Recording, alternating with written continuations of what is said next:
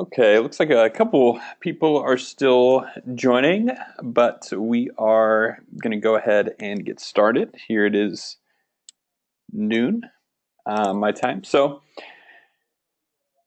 thank you all for joining our webinar today. It's part two of our two-part series on tags and performance. Today we'll be covering how to and what to look for when evaluating tag performance, specifically with Tag Inspector. So more in line with our training webinars, but I want to go through a quick overview of some of the different metrics and things to look for when evaluating performance, and then how exactly you can get down to that and use Tag Inspector to find those different things.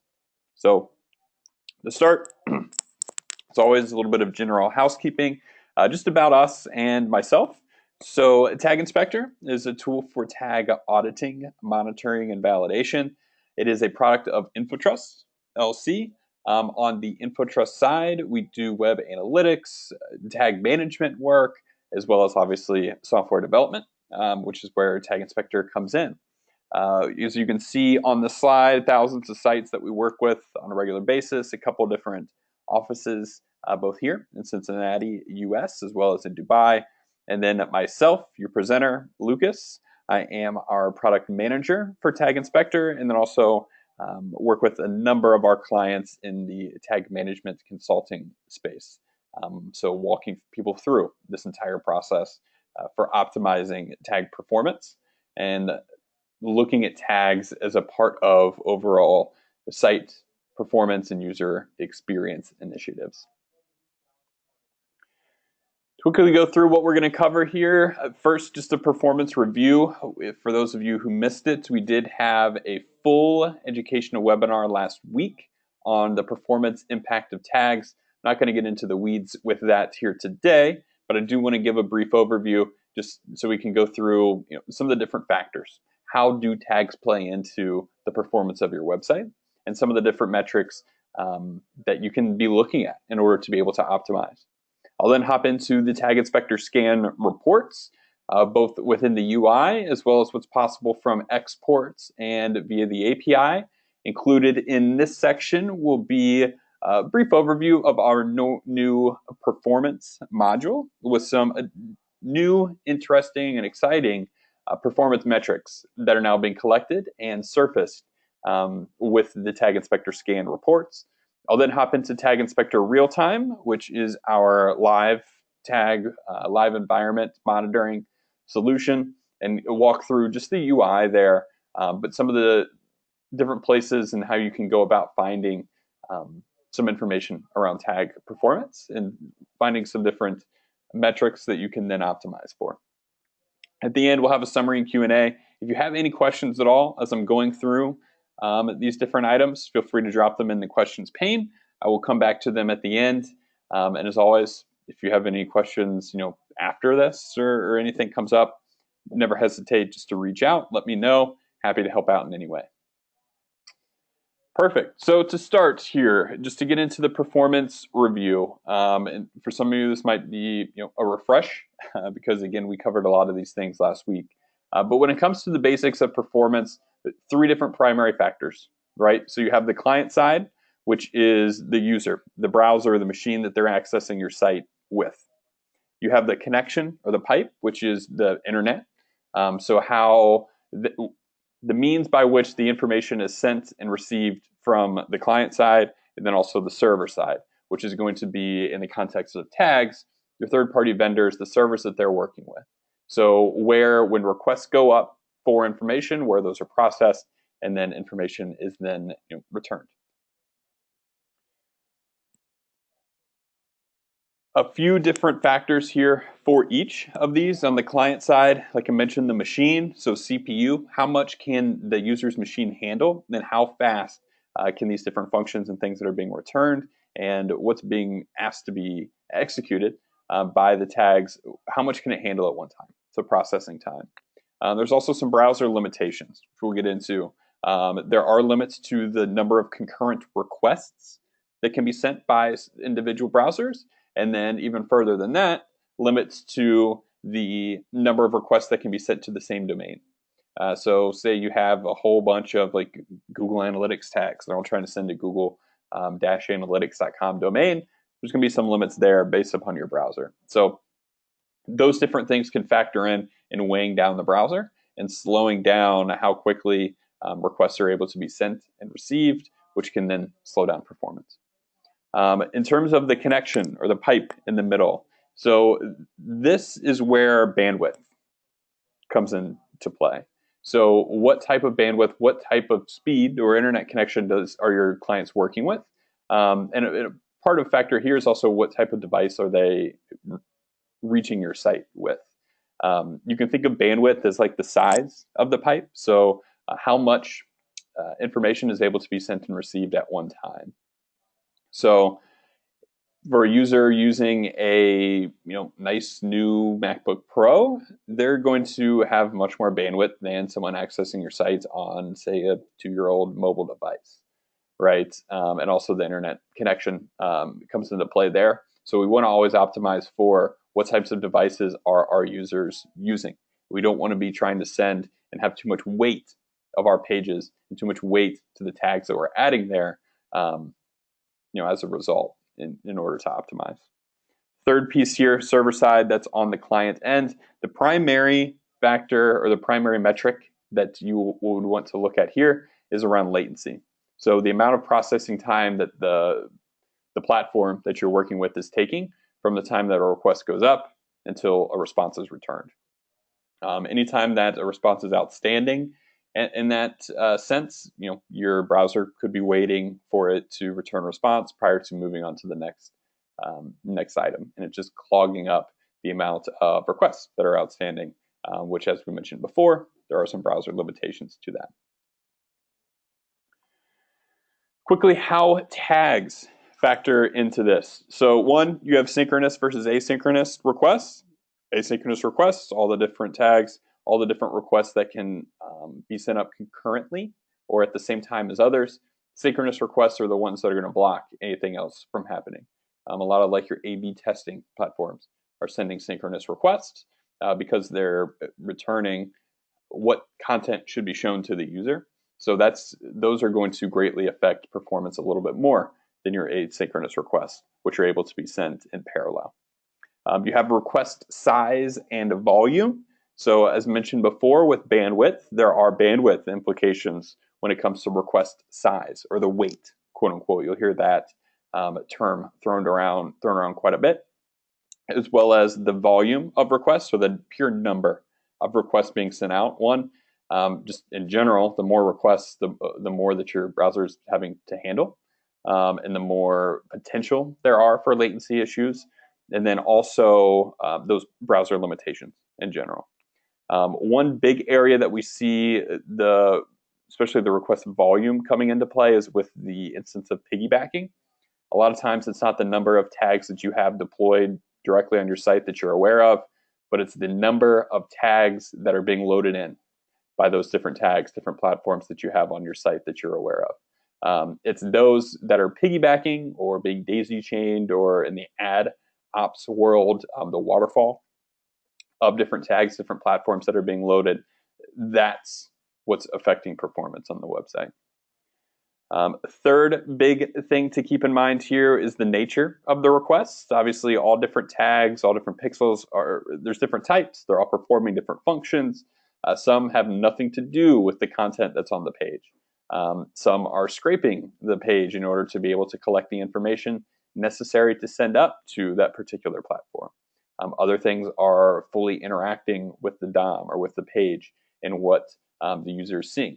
Those personalization platform recommendation or advertising tool. So based upon what their function is, you're going to have some different standards and some different rules for those. Also to keep in mind the amount of processing that's required on the user side. And that's where those CPU limitations are going to come into play. And then finally, latency of vendor servers. It's pretty easy to see, as I'll show you, but you want to have some standards around what is the max latency that's acceptable for your website and for all the tags on your website. So quickly to run through those metrics again. So what tags are there? Piggybacking. How many tags do I have? Where are they? How are they loading? Got to know that first at a really high level before I can really get into the specifics. Number two, latency of requests. What is my standard? 300 milliseconds, 500 milliseconds. I need these requests and the responses to be returned within this amount of time, and holding your vendors, holding your third-party tag partners responsible for those. Number of requests. Do I have a limit to the volume that is being sent? What is that limit? And with the tags that are being sent, is it a concern? A lot of times, again, volume's not going to come into too much of a factor with the tags that you're aware of, but if there's a lot of piggybacking going on, volume can become a concern. Size of the requests, that's that total weight of the page. There is a max based upon the user's bandwidth of what can be sent and received at one time. Tags are playing a factor into that weight along with the other elements on the page. So knowing what is the overall weight of my page, what are the factors contributing to that, how do tags contribute to that, and then are there any particular platforms that are really, really adding to the weight of my page? And at that point, you need to start evaluating, is it worth it? Is there anything I can do to optimize? Is there anything this partner or this platform can do to optimize? And if not, I might need to start making some trade-offs. Either removing this tag in order to be able to free up some excess capacity, or I need to start removing some other platforms in order to make room for what this is doing. Your order of tags and hits, that's more on the data collection side of things. Some things should be taking higher priority than others. You can see that within reporting, and you can really start evaluating that there. Thinking about it a little bit for performance. And then also, are there any scripts that are blocking others, and how we can go about seeing that? If there are, again, that can be an issue with data collection. So that was a quick high-level review of some of the things that we had gone over and how performance plays into, or how tags play into performance. Now let's look at how we can actually find this information, how we can leverage Tag Inspector to find these different pieces, these different metrics, different bits of data, so that we can then start optimizing, evaluating where we stand now and optimizing for performance. So let's hop in first to our Tag Inspector scan reports. So as mentioned, and as many of you that have been in the platform are aware, within the scan reports we have the overview and the details. Run a scan on any website, take a look at the overview first. First thing you're going to see here is those instances of piggybacking. We need to know at a high level what's going on. So I want to know, one, how many tags, volume, are on my site. And then are there any that are really bad offenders in terms of loading in a whole lot of other third parties or piggyback tags that I'm not aware of? This scan right here is on our taginspector.com site, but no really egregious items. But here you can see, like Discus, for example, loading in 3 different platforms, piggybacking off of it. Google Tag Manager, which obviously we're aware of, is loading in a number of different tags, as is YouTube. 3 different platforms, all piggybacking off of YouTube. So that's first place to look. Overview, are there any tags that are really piggybacking in, loading in a whole lot of other tags that I'm unaware of? Easy to pick those off, right? I identify this, it's loading in 5, 6, 7, 15 additional platforms. I'm not really even using that anymore. I can remove it from my site. Boom, you've already reduced the weight of those pages and made some optimizations. Low-hanging fruit. Second thing you're going to want to look at here is within the details. If there is tags as you're trying to determine, okay, where are they? What are they doing? Within the details here, we can see that. So you have the full list of the different tags that are on the site. How many pages are they on? Is it really a bad offender? If you know you're having performance issues on a particular page, coming in here and being able to identify, okay, what tags are on there that could be contributing to the issues that I've identified.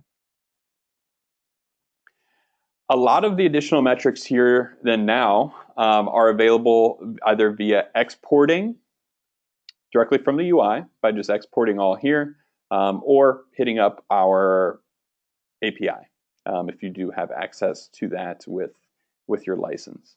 So first thing I'm going to show you here for an export is essentially what that export looks like. Now this is API export, but it contains all that same information. Some key things here. Let me zoom in, make it a little bit easier. Okay. So within any export report, you're going to have the raw data that's collected, right? So you have your page ID, which is going to be a unique page. You have the request that's been sent. Over here on the end, you're going to have the actual URL on which that request is being sent, and then the tag name. So one thing that's unique here within the exports, as well as within the API exports, is it's not at the high level tag basis, but it is at the hit level. So say, when I say that, say you have like something like Google Analytics, right? For every one page load hit that's being sent, there's about 3, typically on average, about 3 other hits that are going back and forth to the google-analytics.com domain. They have to load in their JavaScript library, they have to form the hit, and then the actual hit with the data needs to be sent up. So you can see each of those, and you can see latency figures for each hit. Now latency, for those unfamiliar technically with the term, is going to be from the time that a request is executed, so actually sent up by the client or the browser. Latency is the time until it then takes for it to receive the first response, which is going to be when the response begins to come in. So latency you're going to want to optimize. And again, that's on the vendor, on the tag side, but everything here is in milliseconds. So this first request going up, actually loading in that JavaScript library, super fast, 4 milliseconds. But we can look through here for anything that is maybe above and beyond what our standard or our policy says for the website. So if our policy is no tag should have a latency above 300 milliseconds, I can look here and see, okay, what in a simulated scan environment, what is surpassing that limit? I can see some more granular information here with my DNS connection start, send, and all that good information. But I can also then see, again, the page and then the tag name that this is loaded on. Primarily here in these exports, the biggest thing, again, around the performance is that latency number. Now, one thing that I am excited to announce and share is the new performance metrics that are now available they're now being collected by the Tag Inspector Crawler.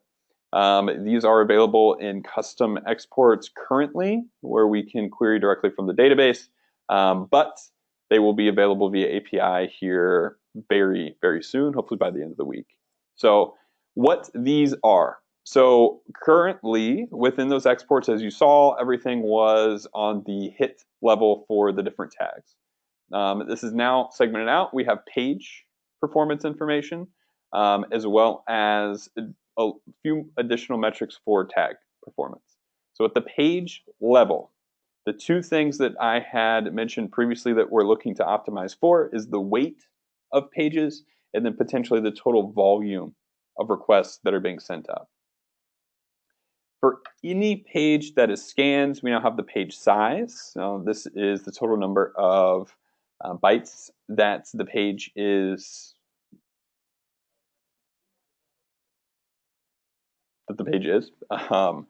so the total weight of the page, and then the total requests. This is the total number of tag requests that are being sent up on that particular page. So again, we can come in here, we can start to optimize for the total volume of requests. If we notice that on a particular area of our website or on a particular page, there seems to be a whole lot more hits, we can start looking at that individual page, what tags are on it, what do those requests look like, what is the, for something the size, for the weight, something like this multi-brand page on our infotrustlc.com site. It's looking about 300% larger than the others. So what is factoring into that? Is it the images and content that's actually on that page, or is it the tags that are on that page? And I can filter to be able to determine that. On a individual tag basis, I can now also dig into individual tag size. So for each hit that's being sent up, what is the size of the request that's being sent? So in my previous example, I noticed that on a particular page, there's a lot of weight to that page. Okay, what hits are primarily factoring into that weight? And then is there, from an optimization standpoint, what can I remove? When I remove that, what type of gains am I going to see from just a pure size standpoint? We can also start thinking about, as you look into your analytics reports, what are the sections of your site? What are the pages that are being accessed primarily via, say, mobile devices, right? And once we determine what is our allocation, what is the maximum size that we're comfortable with for all requests being sent from that page, what is the allocation then for tags? And then what tags, how do the different tags play into that budget?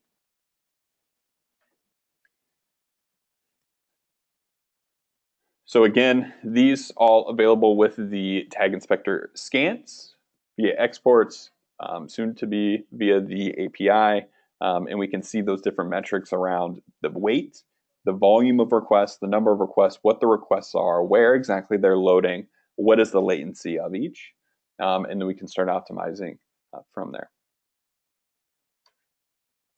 The next piece we want to cover here is what is available within the Tag Inspector Realtime module. So as many of you are familiar, Realtime differs a little bit from the scans in how we're going about and collecting the information. While the scans are a simulated scan, where we're crawling a website, it's loading in a virtual browser, it's optimal conditions. With the Realtime, it's our Tag Inspector tag that's loading on each page as users come and interact with the page, click on events, the whole nine. So it's live user monitoring or live tag monitoring in the real user environment. So we can see what is actually happening with the tags. How many hits are actually being sent? What is the latency in the live environment for the different tags that are being loaded? So here, within the Tag Inspector Realtime UI, you can come into the tags report. This is going to give me just a coverage, a high-level overview of what tags are being loaded on the page, how many unique pages out of the total unique pages on my site are these different tags being loaded on. Included here are also some average latency figures. Now these are average for a particular platform across all page loads. So I can see here, again, obviously I'm doing some simulation monitoring for different requests and for different tags with, could be any number of tools, or maybe I'm looking at it within those Tag Inspector scan exports. But I want to see, okay, in my testing, everything looks good. How is it actually performing? So here I can come in here, tag latency. I can see there optimizely up close to a second on average. In terms of latency, I recognize optimizely as a particular tag that is load synchronously. It's loading at the very top of my page because it is A/B testing. So it's blocking my page content from loading. So in some of those instances where my site or the user's browser is waiting on that response from Optimizely, sometimes for almost a second, I know nothing else is loading on my web page. That's a problem. So that's something that I'm going to want to dig in and really start identifying, okay, where is Optimizely? What is it loading on? On what pages is this latency really an issue, and how can I optimize for it? Is it something where I reach out to that vendor? Is there anything they can help me with? Is it something with my implementation? But something needs to change. Something needs to be addressed there.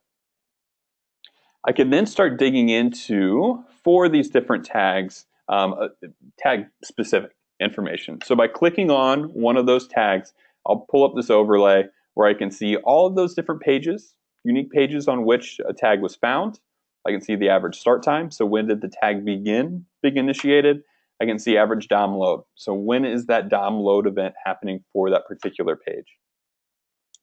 Down at the bottom here, I can see individual page loads containing the tag. So when a user accessed this particular page and my page loaded, during the time that my user was on that page, this tag, in this case Google Universal Analytics, loaded.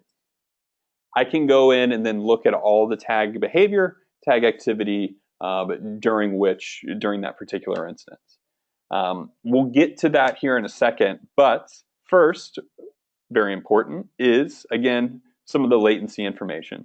So here I can see for this particular tag, on an hourly basis, over the past week, what is the average latency for this particular platform? I can see where are the spikes, where is it optimal, is it during a particular time of day, is it maybe an instance where there's just a lot of hits going up, which is increasing latency. I can see, is it high traffic times? Where do these issues, where are they happening? I can then go in and identify, say in my pages report, I can say, okay, during this particular hour, obviously the latency of this tag was astronomical. I could come in and find a page load during that time period to see what's going on. Is it something where there's just a lot happening? Was the DOM load time? So maybe my user's connection was super, super slow and it took a really long time for that request even to get up to the Google servers. There's a number of factors that can play in there for latency, but this is at least going to tell you what to look at and where to look. As I dig deeper here, again, I can go in and click on an individual page. I want to see, how are tags performing on this page on my actual site. When I look at a page, I can see all unique page loads or all unique instances of a user accessing this page. So I can see and I can go through this and see, okay, how are tags performing and how's my page performing for users from different locations, using different browsers, using different browser versions. And then when I choose a specific one, I can then see all that tag behavior. So here I can say for this page, when a user from the United States using a Firefox browser came, DOM load time of the page, 3.77, decent. And then I can see, okay, all hits that were being sent up. Now here within this report, you have the start time and then the response end. The difference there is going to be right around that latency figure. So I can see all hits that went up for Google Analytics here, Google Tag Manager. At what point did they initiate, and then when did that response end, fully execute? So I can get that latency. Are there any issues? I can also see here, are there any instances of only a single tag loading at one point? And start to dig into, hey, is it maybe blocking others from firing? I can obviously then also see the order here. So if I know in my reporting I'm missing a large chunk of information for a particular platform, I know it's implemented correctly. Is it maybe a performance issue? Is it loading after a lot of other hits? And is it not being initiated until really late on the page, causing that sort of discrepancy? So between the Tag Inspector scans, between the Tag Inspector real-time, we can really get all those different metrics around the weight of requests, around the latency of requests, around what tags are on the page, around what order are they firing in, how are they loading, and then are they loading in any other tags that could be causing other issues.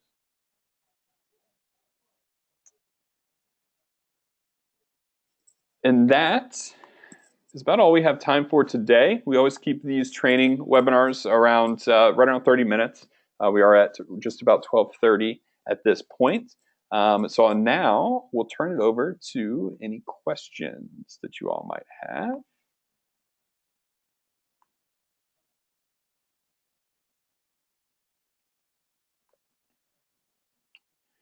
One question here is just around: are you supposed to use like a tag management system to load all different tags, especially pixels and GA, universal, specifically in the context of Google Tag Manager? Yes, I always recommend loading as many tracking tags as you possibly can through your tag management system. One, just from a pure management standpoint, but two, a lot of tag management systems, especially if you're using like their templates, they're already optimized for performance. Even with the custom HTML, by leveraging the functionality of your tag management system, especially a combination of like your firing rules, you can conditionally fire tags. It's much easier to add in logic, so you don't even have to execute tags on pages where they're not necessary. For that, as well as for the purpose of typically when using a tag management system, you're able to use some macros or dynamic variables in order to populate data points, and as opposed to using jQuery or something like that to scrape the page to collect that information. So yes, always recommend adding and using tracking pixels or as many tags as you can within your tag management system as opposed to directly on the page.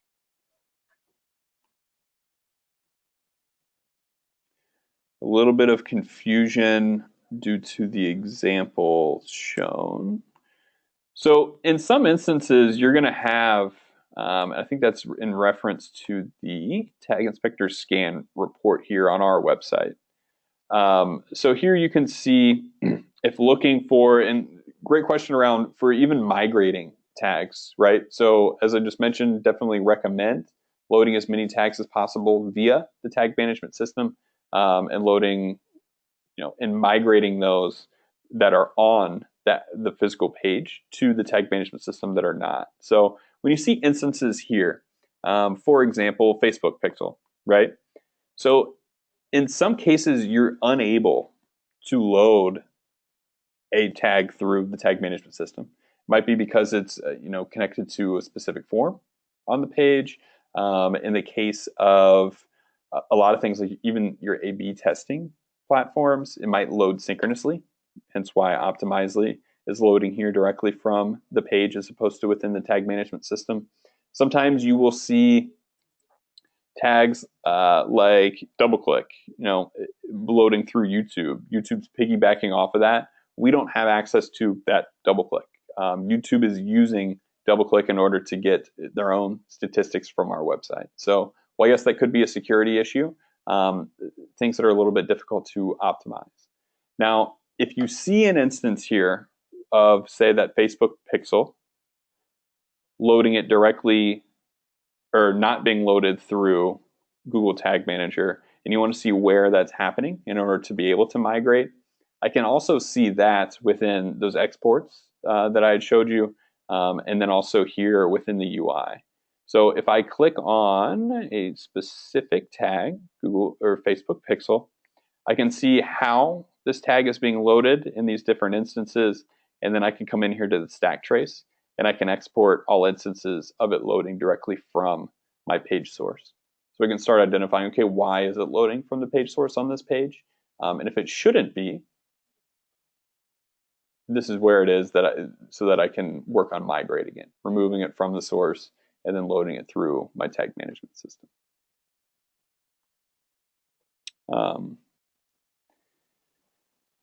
The same thing can also be said, kind of like I mentioned, for why some of those tags would not be loaded through a tag management system. Might have to be embedded in the page. There's a number of items there. Okay. It looks like that's all of the questions here today. As always, we do record this. We'll be sending out probably tomorrow the full recording along with the deck. But as always, if you have any questions at all, always feel free to reach out to us here at Tag Inspector. Very happy to help with anything. If you have any questions, you're working on a performance initiative, and just want to bounce some ideas off of us and start to determine, hey, what exactly should we be looking at, and more than happy to see if we can help in that and see if we can help grab some of those different metrics. But as always, thank you all very, very much. We'll be coming back with another educational webinar next week, doing a deep dive in the data layer. I'm going to be joined by one of our developers who's really going to be able to get into some of the specifics and some of the technical details around that. So should be very interesting. Don't miss that. In the meantime, thank you all very much and have a great rest of the week.